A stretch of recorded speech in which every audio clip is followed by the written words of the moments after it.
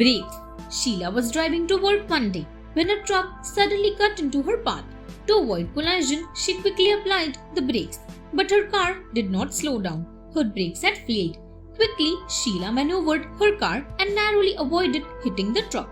She tried to slow the car by lowering the gears, but still the car rolled on. Then she had the idea of switching off the ignition entirely. Surely that would make the car stop. Unfortunately, the road was on an incline and her car picked up speed as it rolled downhill. Her heart was in her mouth as she saw some school children crossing the road just meters ahead.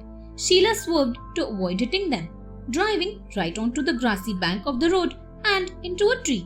She had never been so relieved to hit a tree in her life.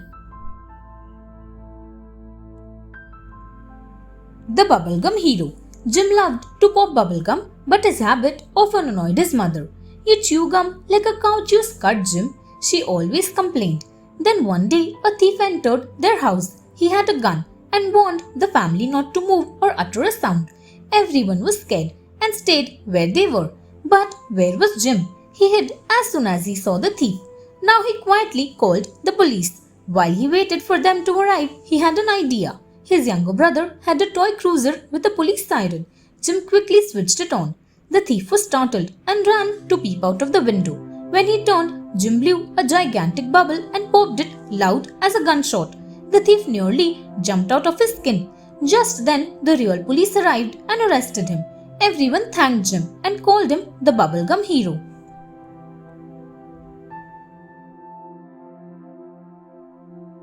Eclipse. Nick was traveling through the African rainforest when he was caught by a tribe. They tied him up and started dancing around a bonfire. It seemed like they were preparing for a sacrifice of some sort. As they danced, they would look at the moon, then come up to Nick and smear him with some color. Then he finally understood. He was a sacrifice to the moon goddess. Nick tried to strain against the rope around his arms and legs, but it was tied securely. 4 hefty men carried him to chop his head.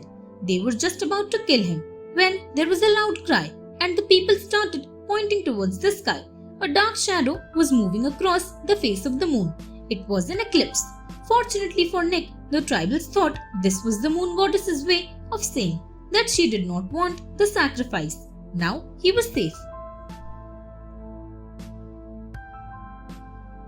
A snow rescue. Chen trudged through the snow with no idea of where he was going. He had lost all sense of time, but it could not have been more than a day since the crash. Chen remembered flying over the mountains. His next memory was waking among the debris of the aircraft.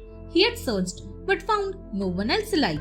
He knew that he would freeze to death if he stayed there, so he started walking. Now Chen could barely feel his toes anymore, and his eyes hurt from the bright glare of the snow. Suddenly he stood up straight. He could hear sounds of chanting in the snow wasteland. Surely a monastery was close by. With that happy thought, Chen cried for help and fainted. Luckily for Chen, the monks had seen him and were already on their way to rescue him. When he woke up, he was warm and safe. He could not believe his ordeal was over.